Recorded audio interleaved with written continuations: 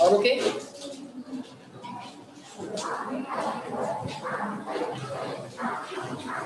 Tell me, are the voice and screen clear?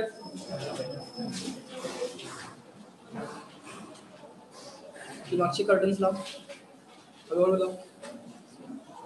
ती मागची curtains लाव, कुठून लाव, कुठून लाव व्यवस्थित. मध्ये गॅप ठेवू नका, मध्ये गॅप ठेवला की तेवढा बारीक क्लिअर पण येतो. Fine, all okay, good. Let everyone join. So good morning everyone. Yes, good morning. So what was the last point? Can anyone tell me? काय होता? काय होता? त्यांनी सांगा की जरा. Velocity of transverse wave. Okay, fine. त्याच्यावरचे क्वेश्चन झाले का? बर.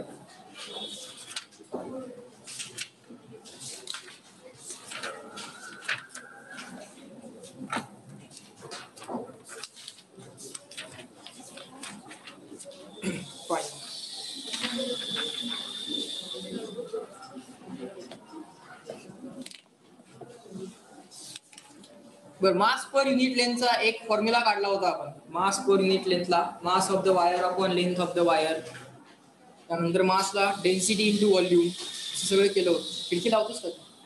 खिडकी लाव जरा.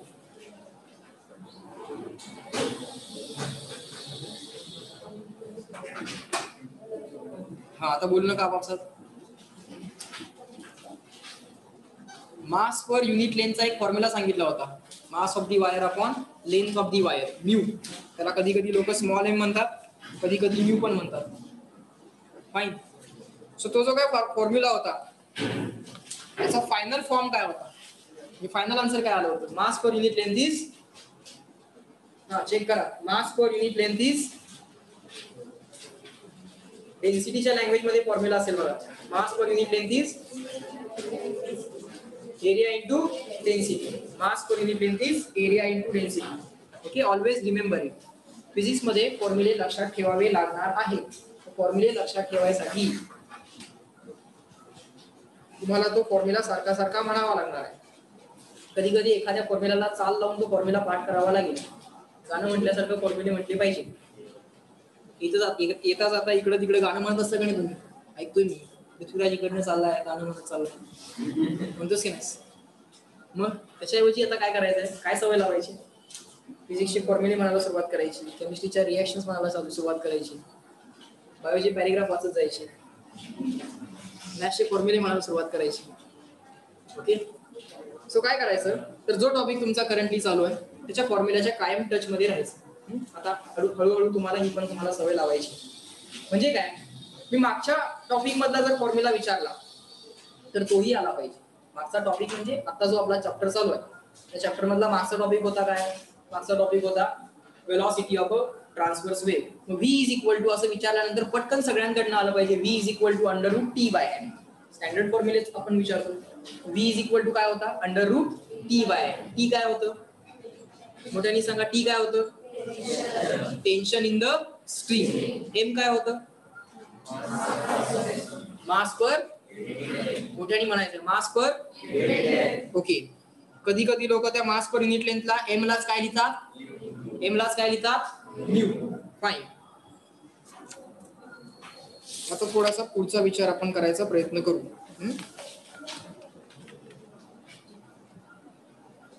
आता एक क्वेश्चन सॉल्व्ह करायचा आहे ज्यात मास पर युनिट लेंथला एरिया इंटू डेन्सिटीने रिप्लेस करावं लागणार आहे तुम्हाला. मी क्वेश्चन वाचतो, आपल्याला क्वेश्चन जमतोय का एवढंच व्हेरीफाय करू. क्वेश्चन सगळा सॉल्व्ह करायची गरज नाहीये, फक्त व्हेरिफिकेशन आहे मागच्या पॉइंटचं. Long string having the cross sectional area, एक स्ट्रिंग आहे long string we are given and the string has some cross sectional area. If we zoom the string, it will be observed as a cylinder and the string has area equal to what? Area equal to sir 0.80 millimeter square. 0.80 millimeter square. Now observe carefully how to convert millimeter into centimeter, or how to convert millimeter into meter. First of all, the thing that you need to remember is milli means 10 raised to minus 3. Milli means, complete the statement, milli means 10 raised to minus 3. Milli means 10 raised to micro means micro 10 raised to मोठ्यानी micro म्हणजे milli म्हणजे nano म्हणजे nano म्हणजे 10 raise to minus 9 milli म्हणजे 10 raise to minus 3 micro म्हणजे 10 raise to minus 6 pico म्हणजे 10 raise to minus 12 so pico means complete करा statement pico means 10 raised to minus 12. Femto means femto 10 raised to minus 15. Femto means 10 raised to minus 15. Okay, milli पासून femto पर्यंत झालं. आता इकडं kilo means 10 raised to 3. Kilo means 10 raised to 3. Mega means 10 raised to 6. Mega means 10 raised to 6. Giga 10 raised to 9. Giga means 10 raised to 9. त्यानंतर काय असते giga नंतर tera. Giga means 10 raised to 9. Tera means 10 raised to 12. Tera means 10 raised to 12. Okay, fine. So आता पहिल्यांदा या मिलीला convert करूया. मिलीला काय लिहिशील 10 raised to minus 3. So 0.80 sir as it is. Milli means 10 raised to minus 3. Metre as it is. पण या मिलीमीटरचा square आहे. सो असं होणार आहे ते. समजतंय का? नुसतं 10 raised to minus 3 आणि नुसतं मीटर स्क्वेअर असं नाही होणार. Milli means 10 raised to minus 3, metre as it is, square as it is. Now index of index is multiplication of index. So what we need to write is 0.80 into 10 raised to minus 6. Okay, index of index is multiplication of index and then this meter square. Fine. So असं ते व्हायला पाहिजे. So cross sectional area त्यांनी बाळांनो आपल्याला दिलेला आहे. Density of the wire rho is equal to 12.5 gram per cm cube. Gram per cm cube. Fine. Now how to convert gram? How to convert gram into kilogram? Gram ला काय लिहिशील 10 raised to minus 3 kg. gram ला काय लिहिशील 10 raised to minus 3 kg. 10 raised to minus 3 kilogram सगळं SI unit मध्ये आणता आलं पाहिजे. गरज पडेल नाही पडेल पण आणता आलं पाहिजे. युनिट कन्वर्जन ही फंडामेंटल गोष्ट आहे फिजिक्स मध्ये, ती यायलाच पाहिजे. सेंटीमीटर, सेंटीला काय लिहिशील centi means 10 raised to minus 2. Metre as it is. त्याचा काय करायचं आहे क्यूब. त्याचा काय करायचं आहे क्यूब. नुसतं सेंटीमीटर नाहीये, सेंटीमीटरचा बाळ क्यूब आहे. सो काय लिहिशील density. So 12.5 into 10 raised to minus 3 kg as it is. Index of index is multiplication of index. So 10 raised to minus 6 in the denominator. Okay, and this meter cube in the denominator. Fine. So minus 3 minus 6. minus 3 ला minus 6 cancel होते. minus 3 denominator मध्ये शिल्लक राहते. असं करता येतं 10 raised to minus 3 upon 10 raised to minus 6 असेल तर असं कॅल्क्युलेशन करता येते. 10 raised to minus 3 ला minus 6 cancel आणि minus 3 denominator मध्ये शिल्लक राहील. असंही करता येते. प्लस ला चालते ना 10 raised to plus 3 upon 10 raised to plus 6 असेल तर कॅल्क्युलेशन करता येतं ना. तसं मायनस ला पण करता येतं. 10 raised to minus 3 ला 10 raised to minus 6 cancel, 10 raised to minus 3 denominator मध्ये शिल्लक राहिला, हाच वरती गेला 10 raised to plus 3 झाला. असंही कॅल्क्युलेशन करता येते. आता करायची गरज नाही, लिहू नका. फाइन, जे काय आन्सर येईल ते येईल. आता पुढे काय दिलंय. And the wire is subjected to the tension of 64 Newton. Fine. The tension in the wire is given as 64 Newton. All right. Along the x-axis. So wire is along the x-axis. So certainly the wave will be traveling along x-axis. We don't know whether it is traveling along positive x or negative x. One end of the string is attached to the vibrator moving in the transverse direction. Transverse means perpendicular. Complete the statement. Transverse means okay. Transverse means perpendicular. So the vibrator is vibrating transverse to the string, means perpendicular to the string. So let's say the string is in the x direction like this, and the vibrator is vibrating in the y direction, up and down, and the string is in x direction. Fine. At t equal to 0, the source is at maximum displacement. Which is equal to y equal to 1 centimetre. t equal to 0 असताना vibrator कुठे आहे? Extreme पोझिशनला आहे. So initial phase काय झाली बा? मोठ्याने सांगा, इनिशियल फेज काय झाली? 90 झाली, बरोबर का? ऑलरेडी तो कुठे आहे? प्लस एक्स्ट्रीमला आहे, म्हणजे 0, 90, 180, 270, 360, म्हणजे ऑलरेडी कुठे आहे तो? 90 ला आहे. एवढी सगळी इन्फॉर्मेशन आता आम्हाला समजायला लागली आहे. Find the speed of the wave travelling on the string. Fine. करायचं काय तेवढं सांगतो, करायचं सगळं कॅल्क्युलेशन करायचं नाहीये. v is equal to small v ला थोडंसं लेटर मॉडिफाय केलंय. v is equal to under root t by m किंवा t बाय mu. Mu is mass per unit length. Mass per unit लेंथला काय शिकवलंय? Area of the string into density of the string. Tension बाळानं दिलेला आहे, newton मध्ये दिलेला आहे, नो प्रॉब्लेम. एरिया आपण कॅल्क्युलेट केलाय एसआय युनिट मध्ये, नो प्रॉब्लेम. डेन्सिटी कॅल्क्युलेट केलाय एसआय युनिट मध्ये, no problem. Definitely we will be finding out the answer. Question समजला? पटकन मला चॅट बॉक्स मध्ये रिप्लाय करा की तुम्हाला क्वेश्चन समजलेला आहे का? एव्हरीवन, क्वेश्चन समजला? कसा सॉल्व्ह करायचा समजला? आमचा मी ते नंतर सॉल्व्ह करतो, चालेल का? करता का तुमचं तुम्ही सॉल्व्ह नंतर? सो आजचं हे पण तुमचं काम असेल, हा क्वेश्चन नंतर कॅल्क्युलेट करून त्यांचा आन्सर तुमचा आन्सर व्हेरीफाय करा.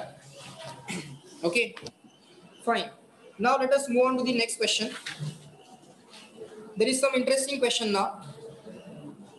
काय क्वेश्चन आहे बघा, पुलीचा क्वेश्चन आहे. ओके, कसा सॉल्व्ह केलाय तो आता जरा बघायचा प्रयत्न करूयात. कारण पुली वगैरे बघितलं की पहिल्यांदा भीती वाटते ना. पुलीचा क्वेश्चन आला, टेन्शन आता आलं त्याच्यामध्ये, आम्हाला पण टेन्शन आलं. बघा आता पुलीच्या क्वेश्चन मध्ये टेन्शन कसा विचार करायचा आहे आणि त्याचा आणि तो क्वेश्चन वेव्हच्या स्पीडच्या कॉन्सेप्टशी कसा रिलेट केलाय. आता तुमच्या हळूहळू लक्षात येत असेल की फिजिक्स मध्ये कॉन्सेप्ट मिक्स कशा व्हायला लागल्या. पुली तुम्हाला आधी पण शिकवलेलं आहे, पुलीमधलं टेन्शन काढायला आधी पण शिकवलेलं आहे. फक्त त्या टेन्शनचा वापर ते काय करायला लागले? v is equal to under root t by m मध्ये यूज करायला लागले. कळतंय का? यालाच आम्ही मिक्स कॉन्सेप्ट क्वेश्चन म्हणतो, दुसरं काही नसतं ते. Okay, fine. Let me read the question. Both the strings, question number 28 आहे त्याचा. Okay, both the strings shown in the figure are made of the same material, fine, and have the same cross section. The pulleys are light, म्हणजे पुलीचं weight consider करायचं नाहीये, fine, and have the same cross section. Okay, पुलीचा cross section, sorry चुकीचं वाचलं मी. Both the strings shown in the figure are made of the same material and have the same cross section. The pulleys are light. The wave speed of the transverse wave in the string AB is V1 and in the string CD is V2. Then V1 upon V2 is V1 upon V2 त्यांनी आपल्याला बाळांनो विचारलेला आहे.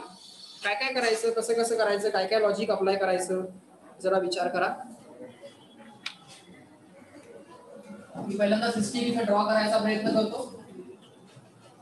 काय दिलंय पहिल्यांदा बघूया, मग काय विचारले ते पण बघूया आणि कसं काढायचं एवढं बघूया. 3 स्टेप असणार आहेत फिजिक्सच्या कोणत्याही क्वेश्चन मध्ये.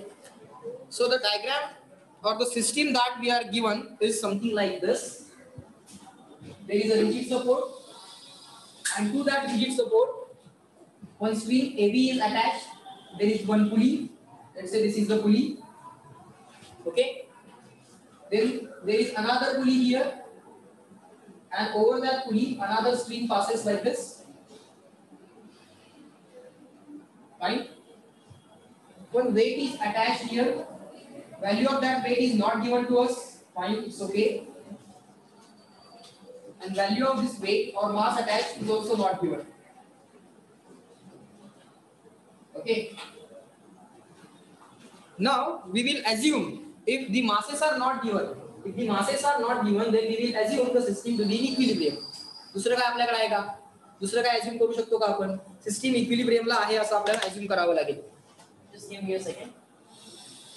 आता सिस्टीम जर मला इक्विलिब्रियमला असेल तर at equilibrium or in equilibrium position let us try to draw the tensions in the segments of the string. This segment is given as segment AB. Fine, and this segment is I think CD. This segment is I think segment CD. तुम्हाला पुढे जर अशी मोठी करायची असेल तर मोठी करा, no problem. Okay, now try to observe it carefully. AB segment आणि CD सेगमेंट. AB सेगमेंट मधलं AB सेगमेंटला आपण काय म्हणूया? First segment. So segment AB corresponds to first segment and the segment CD corresponds to the second segment. Fine. Segment AB मधला speed किती दिलाय v1 आणि CD मधला v2 दिलाय. इथला speed of the wave v1 आहे, इथला speed of the wave v2 आहे. सो क्वेश्चन कसा व्हायला बघा. I think this is second question of today's lecture. AB segment मधला स्पीड बाळांनो v1 दिलाय, CD सेक्शन मधला speed of the transverse wave v2 दिलाय. देन v1 अपॉन v2 एवढंच विचारलेलं आहे. आता काय विचारलंय v1 अपॉन v2 विचारलंय sir. Fine. Now both the wire have same cross section. असं म्हटलं तर हरकत आहे का तुमची A1 equal to A2, A1 equal to A2, yes or no? Both these strings have same cross section. म्हणजे या वायरला झूम केल्यानंतर तुम्हाला अशी दिसेल ना ती वायर, अशी दिसेल ना ही वायर. त्याचा जो काय क्रॉस सेक्शन असेल तेवढाच क्रॉस सेक्शन बाळांनो वायर CD चा पण आहे. Okay sir. So A1 equal to A2, they are made of same material, they are made of same material. म्हणजे both are having same density, correct? Both are having same density. Perfect also. So त्यांची density same असणार sir because they are made of same material. Yes, they are having different lengths. इथं length वेगळी दिसते but that is immaterial. Why? Because we want to find ratio v1 upon v2, and how this question is basically tackled is this. The way is this. To tackle this question, the way is this. ज्याचा ratio विचारलाय, okay, ज्याचा ratio विचारलाय त्याचा बाळांनो सगळ्यात पहिल्यांदा तुम्हाला formula माहित असला पाहिजे. सो वेलॉसिटी, स्ट्रिंग आणि एरिया आणि डेन्सिटी ह्या सगळ्याचा विचार जर केला तर जो आता फॉर्म्युला आम्हाला माहित आहे तो v is equal to under root t by mu असा माहित आहे. Fine. Now let us bring area and density also in the equation because some data about area and density is also given. So now here we can write tension upon this mass per unit length is area into density. Now we know that density for both the string fixed, area for both the string fixed. So you can treat this area and density as constant because in both the cases means string AB and string CD. या दोन्ही cases साठी बाळांनो area आणि डेन्सिटीच्या value same आहेत. So you can treat this as a constant, and if these area and density are treated as same or constant, then this velocity can be written as proportional to square root of t, that is tension. इथपर्यंत समजलं का? Everyone reply in the chat box as well. That somehow this equation I have achieved. somehow तुम्हाला समजलं का की method तुम्हाला समजली का की एरिया आणि डेन्सिटी आता बाळांनो सेम आहे, दोन्ही वायरसाठी सेम आहे. मग सेम असेल तर कॉन्स्टंट ट्रीट करा दोन्ही वायरसाठी. दोन्ही वायरसाठी एरिया कॉन्स्टंट आहे, constant in the sense same आहे एरिया आणि रो पण सेम आहे. तर दोन्ही वायरचे डिफरंट काय असणार आहे? असलं तर टेन्शनच डिफरंट असणार आहे, अजून काय डिफरंट असणार? काहीच नाही. Fine. So let us observe pulley A. Pulley A ला जर बाळांनो ऑब्झर्व केलं तुम्ही तर पुली ए ला रेफरन्स पॉइंट म्हटलं तर रेफरन्स पॉइंट पासून अवे एक टेन्शन घेऊया, सेकंड वायर मधलं टेन्शन T2 घेऊया. आता या पुलीला या साइडला टेन्शन असेल T1, tension away from reference point. Now this is the same segment of the string, this is the same segment of the string आणि सेगमेंट सेम असेल तर tension complete segment same, segment same असेल तर tension same. Fine. So if I write here T1, then I must write here T1. Yes or no? Fine. When I write T1 here, मी फक्त या पुलीचा विचार केला. आता मला या पुलीचा विचार करायचा असेल तर मला काय करावं लागेल? Sir tension away from reference point T1 downwards, tension away from reference point T1 downwards, याला काहीतरी T3 म्हणतो. चालेल? या ब्लॉकचा विचार केला तर sir tension away from reference point किती T1 आणि या ब्लॉकचं जे काय वेट असेल ते mg डाउनवर्ड्स. आता मी सगळे फोर्सेस ड्रॉ केले. आता आपल्याला विचार फक्त एका पुलीचा करायचा आहे, पण मी बाकीच्या पुलीचा, बाकीच्या मासचा सुद्धा विचार तुम्हाला करून दाखवला. ओके, बाकीचे आजूबाजूचे लॉजिक पण रिवाइज झाले. फाईन. आता सगळे इक्विलिब्रियम मध्ये आहे. Right now everything is in equilibrium. So at this point anywhere you can apply the laws of equilibrium, means all upward forces equal to all downward forces. So let us apply the equilibrium for pulley, this pulley. So all upward forces on the pulley will be equal to 2 times T1, that is equal to all upward forces equal to sir all downward forces. हे पण माहित आहे आणि हे पण माहित आहे. Now from equation 1, whenever we are given proportionality we can find out ratio. जेव्हा जेव्हा proportionality दिलेली असते तेव्हा रेशो कसा काढायचा समजून घ्या. If you are given proportionality like this, we can write V1 proportional to root T1 and V2 proportional to root T2. V1 proportional असेल रूट T1 ला आणि V2 proportional असेल रूट T2 ला. आता दोघांचा जर रेशो घेतला तर इथला प्रोपोर्शनॅलिटी कॉन्स्टंट जो आहे तोच प्रोपोर्शनॅलिटी कॉन्स्टंट इथं असतो. त्यामुळे ते बाळांनो प्रोपोर्शनॅलिटी कॉन्स्टंट सुद्धा कॅन्सल होतात. आणि रेशो घेतल्यानंतर प्रोपोर्शनॅलिटीचा रेशो घेतल्यानंतर V1/V2 घेतल्यानंतर प्रोपोर्शनॅलिटीचा रेशो घेतल्यानंतर we get equality. If you take the ratio of proportionality, you get equality. Okay, root T1 as it is, root T2 as it is. Everyone reply me in the chat box. Up to this point, is that clear to all of you? That directly by looking at this equation, not even this step is required. You can even directly go to this step. Even that is also okay. इथनं directly इथं पण जाता येतं. हे माहित आहे का तुम्हाला? केलंय का आधी? फिजिक्सचे बरेच एमसीक्यू सॉल्व्ह केले असतील तुम्ही प्रोपोर्शनॅलिटी आणि इक्वॅलिटी. इव्हन ग्रॅव्हिटेशन मध्ये सुद्धा तुम्ही असं केलं असेल. केलंय का? असा रूल बघितला तर त्याच्यावरनं लगेच प्रोपोर्शनॅलिटी तुम्हाला लिहिता आली पाहिजे. V directly proportional to root T. So V1/V2 is equal to root T1/रूट T2. आपल्याला V1/V2 विचारला होता. एक कॉन्सेप्ट आपण मिक्स केली इक्विलिब्रियमची. All upward tension equal to all downward. So T1/T2 ratio काय असेल इथं सांगा मला. इक्वेशन 2 कडे बघा आणि सांगा T1/T2 रेशो काय असेल मोठ्याने सांगा. T1/T2 1/2 असेल का. T1 as it is, T2 in the denominator, this 2 in the denominator. So T1/T2 किती आहे बा 1/2. So या क्वेश्चनचा आन्सर काय झालं. Under root as it is T1/T2 1/2. Under root 1/2. Under root 1/2 म्हणजे 1/√2. 1/√2 काय शिकवले सरांनी. 1/√2 काय आहे काहीच माहित नाही. सगळं कसं विसरता तुम्ही. 1/√2 is 0.707. 1/√2 is 0.707. व्हॅल्यूज लिहून घ्या चला या. सारखं विसरायचं.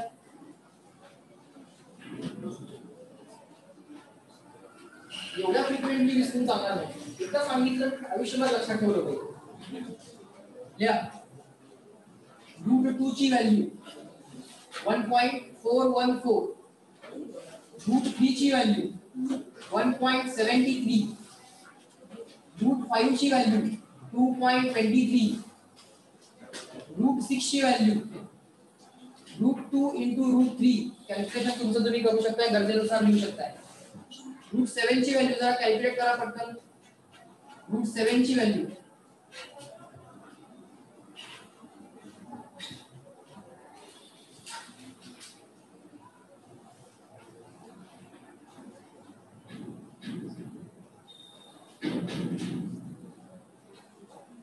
2.65 च्या आसपास.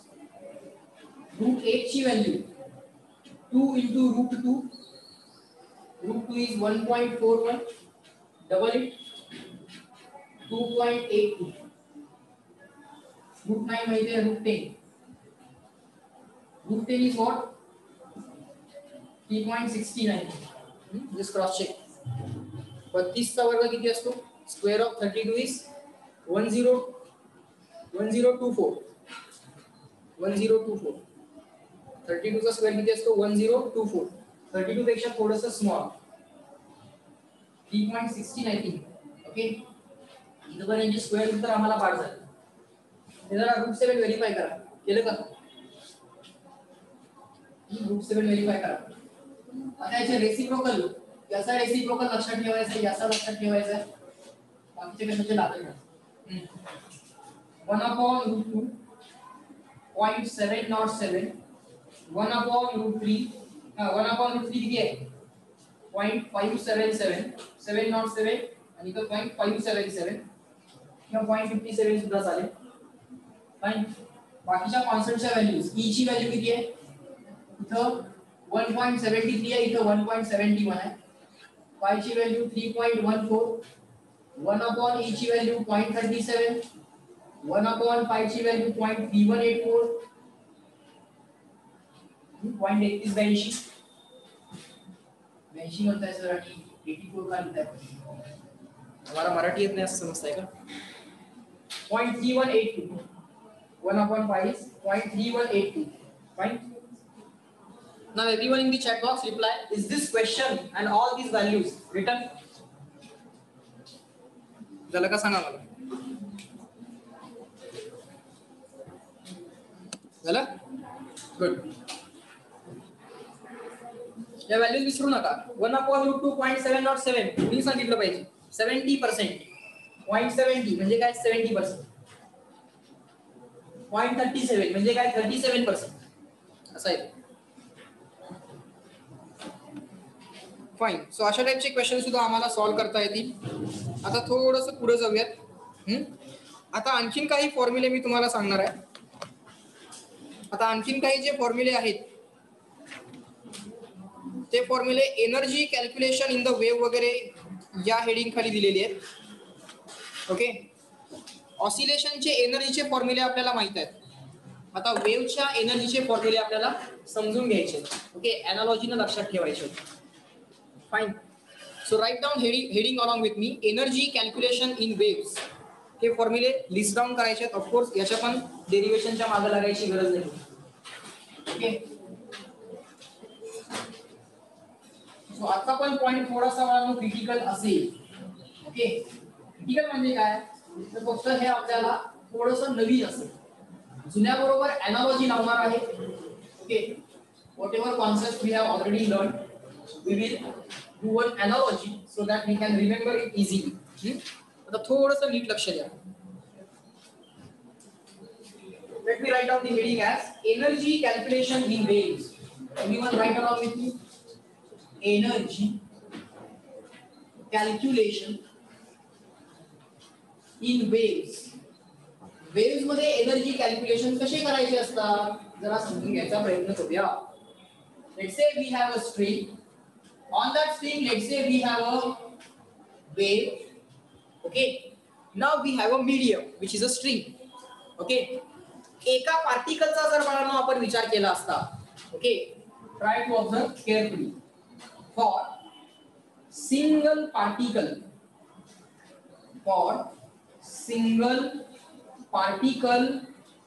Of medium. Single particle of medium असं जर विचार केला मला सांगा right now the medium is one dimensional. So one dimensional मीडियमचा पार्टिकल कन्सिडर करायचा आहे म्हणजे dx एवढी लेंथ कन्सिडर करावी लागेल. आठवत आहे का. जर टू डायमेन्शनल मीडियम असेल त्याचा छोटासा पार्टिकल म्हणजे dA एवढा एरिया घ्यावा लागेल. आणि जर थ्री डायमेन्शनल मीडियम असेल त्याचा स्मॉल पार्टिकल म्हणजे काय घ्यावा लागेल dV एवढा व्हॉल्यूम घ्यावा लागेल. हे समजतंय का. सो मीडियमचा एक पार्टिकल चूज करा. डायरेक्टली एक पार्टिकल असा उचलून आणता येत नाही. For air, you have to choose a small volume as a particle. For plane surface, a small area is to be chosen as a particle. And for a straight line or a one-dimensional medium, a small length dx is to be chosen as a particle. Fine. So for single particle, the particle की छोटीशी length असेल. Just try to observe it carefully. Length किती असेल? dx असेल sir. Dimension x घेतलेला आहे. x dimension मध्ये medium आहे. So छोटीशी लेंथ बार dx घेऊया. So this is the length dx of the medium. Right now this is the particle having mass equal to dm. dx एवढ्या लेंथचं mass किती असेल bar dm असेल सर. या complete स्ट्रिंगचं मास पर युनिट लेंथ आपण constant घेऊ शकतोय. Uniform string assume करू शकतोय. So mass per unit length of the string. Mass per unit length of string. स्ट्रिंगचं मास पर युनिट लेंथ बाळांनो म्यू अज्युम करूया. Okay. Mass per unit length. मग हे छोटंसं मास dm काय असेल सर. छोटंसं mass dm mass per unit length into छोटीशी length. Yes or no. A small mass dm is equal to mass per unit length into small length. Yes or no. Everyone reply yes no. मोठ्याने सांगा. मोठ्याने सांगा. Yes. So mass per unit length is mass of the small length dm is mass per unit length into small length. Yes sir. इथपर्यंत आम्हाला समजलं. मग आता एका पार्टिकलला ऑसिलेशन जर तुम्ही करायला लावत असाल तर त्याची कायनेटिक एनर्जी आपल्याला लिहिता येते, पोटेन्शियल एनर्जी आपल्याला लिहिता येते आणि टोटल एनर्जी लिहिता येते. जर एका पार्टिकल साठी तुम्हाला कायनेटिक एनर्जी लिहिता येते, पोटेन्शियल एनर्जी लिहिता येते आणि टोटल एनर्जी लिहिता येते. आणि एक पार्टिकल ऑसिलेट व्हायला लागलाय. असे thousands ऑफ पार्टिकल्स आहेत which are oscillating. So we shall be definitely able to write the energy calculations for waves. समजतंय का? एका पार्टिकलला जर ऑसिलेशनच्या कायनेटिक एनर्जीचं, पोटेन्शियल एनर्जीचं आणि टोटल एनर्जीचं इक्वेशन जर तुम्हाला लिहिता येत असेल तर वेव्ह साठी का नाही लिहिता येणार? यायला तर पाहिजे. सो एका पार्टिकलसाठी पहिल्यांदा करूया. आपल्याला करायचं आहे एनर्जी कॅल्क्युलेशन इन वेव्स. पण वेव्ह म्हणजे काय आहे? thousands of oscillation. So we shall be very well trained in calculating the energy of a particle which is oscillating. एका ऑसिलेशनच्या एनर्जीचे कॅल्क्युलेशन आम्हाला अगदी व्यवस्थित करता आले पाहिजे. So this is a small length dx. This is a small length dx having small mass dm, and right now that can be considered as a small particle which is oscillating up and down. Right now this small mass dm is here. ते इथं बाळांनो पोहोचलेलं आहे, oscillate व्हायला लागलंय. It's instantaneous displacement, let's say y. Instantaneous displacement काय असेल? y असेल, x नसेल ना. वरचं डायमेन्शन काय आहे? y डायमेन्शन आहे. So its instantaneous displacement is y. Its instantaneous velocity, let's say anything v. So let me write. For single particle we are writing everything. Instantaneous kinetic energy. Instantaneous kinetic energy is equal to 1/2. Mass of the particle is dm, not m. Mass of the particle is dm multiplied by its instantaneous velocity square. त्या मोमेंटला त्या पार्टिकलची जी काय velocity आहे, that velocity. Okay, 1/2 mv square करून answer काढा. Fine. This is the instantaneous K. Similarly, instantaneous potential energy of the particle. Okay, we are doing all these things for single particle. Potential energy चा formula असतो 1/2 kx square. Potential energy चा formula काय असतो? 1/2 kx square. मोठ्याने सांगा, potential energy चा formula काय असतो? 1/2 kx square. So let us write 1/2 k. What is x? X is displacement from mean position. So आता काय लिहावं लागेल x च्या ऐवजी बाळांनो? y. Displacement from mean position किती आहे? y. Displacement from mean position is y. So 1/2 k into y square we have to write. Fine. Now we already know that omega is equal to under root k by m. Omega is equal to under root k by m. So can I write like this? If omega is equal to under root k by m, but mass of the particle which is oscillating is not m, it is dm. ते m आहे का? नाही. तर ते काय आहे? dm आहे. So इथे मला dm लिहावं लागेल. Omega is equal to under root k by m. पण mass of the oscillating particle म्हणून काय आहे? m आहे का? एक पार्टिकल असता आपण त्याला m एवढं मास म्हटलं असतं. कंप्लीट मीडियम आहे, तर छोटंसं मास dm घ्यावं लागेल. कळतंय का? समजतंय का? So k upon dm, squaring on both the sides, omega square is equal to k by dm. So k can be replaced by, जसं k ला m ओमेगा स्क्वेअर ने रिप्लेस करायचा, तसं आता बाळांनो dm into ओमेगा स्क्वेअर ने replace करायचं. कशाने रिप्लेस करायचं? dm into ओमेगा स्क्वेअर ने रिप्लेस करायचं. Everyone online replying in the chat box, are you getting it? समजतंय का बाळांनो तुम्हाला? मी काय काय सांगायला लागलोय समजतंय का तुम्हाला? एका पार्टिकल साठी चालू आहे. ऑलरेडी सगळं जे जुनं आहे तेच आता करायला लागलोय, काहीही नवीन नाही. फक्त काय एक चेंज झालाय, एम च्या ऐवजी सर डीएम म्हणतायत, एवढंच. एम च्या ऐवजी फक्त सर काय म्हणतात? डीएम म्हणतात. फाईन. सो एका पार्टिकल साठी सर आम्हाला करायला यायला लागले. फाईन. सो इन्स्टंटेनियस कायनेटिक एनर्जीची व्हॅल्यू ही आहे, इन्स्टंटेनियस पोटेन्शियल एनर्जीची व्हॅल्यू ही आहे. आता इन्स्टंटेनियस टोटल एनर्जी अशी कॉन्सेप्ट नसते. का नसते? Because it is always same, always constant. Total energy काय असते? Always constant असते. तीच व्हॅल्यू इन्स्टंटेनियस टोटल एनर्जी म्हणा किंवा त्याच व्हॅल्यूला ऍव्हरेज टोटल एनर्जी म्हणा. सो टोटल एनर्जी ही कायम फिक्स व्हॅल्यू आहे for given particle as well as for wave, for all the particles. So total energy त्याला काय इन्स्टंटेनियस अशी कॉन्सेप्ट लावायची गरज नाही आहे. सो टोटल एनर्जी त्याला इन्स्टंटेनियस म्हणा और ऍव्हरेज म्हणा, काही म्हणा, किंवा फक्त total energy of the single particle. Total एनर्जीचा फॉर्म्युला असतो 1/2 k into a square. Total एनर्जीचा फॉर्म्युला काय असतो? Repeat, 1/2 k into a square, where a is the amplitude of oscillation. So 1/2 k into a square. If required, k can be replaced by what? If required k can be replaced by what? m omega square सारखा आता काय करशील बाळ dm into omega square करेन sir. so dm ला एक bracket टाका omega square म्हणा into a square. okay m omega square a square च्या ऐवजी dm omega square a square. so we have written instantaneous kinetic energy, instantaneous potential energy and instantaneous in general total energy. so आपल्याकडे आता kinetic energy not here कुठे आला पाहिजे होतं मी या k ला रिप्लेस करून इथेच द्यायला पाहिजे होतं पोटेन्शियल एनर्जी. तुम्ही पण लिहा 1/2 सगळे फॉर्म्युले मला dm मधले पाहिजे आहेत म्हणून मी या k ला पण मला रिप्लेस करतोय dm into omega square into y square. call this as equation number 2. equation 1 is for instantaneous ke, equation 2 is for instantaneous p and equation 3 is for total energy. okay equation 3 is for total energy. fine इथल्या point पर्यंत सगळ्यांचं लिहून झालंय का जरा check करा. Now let us right it here. पुढचं जे काय ते इथे लिहायचा प्रयत्न करूया. now try to observe carefully. Total energy किती आहे 1/2 dm into omega square a square. एक टोटल एनर्जीची व्हॅल्यू आहे let's say 10 joule. Let's say 10 joule. Instantaneous kinetic energy जर 3 जूल असेल तर पोटेन्शियल एनर्जी किती असेल. टोटल एनर्जी आहे 10 joule. Instantaneous at given instance kinetic energy is 3 joule. What will be the potential energy. It will be 7 joule.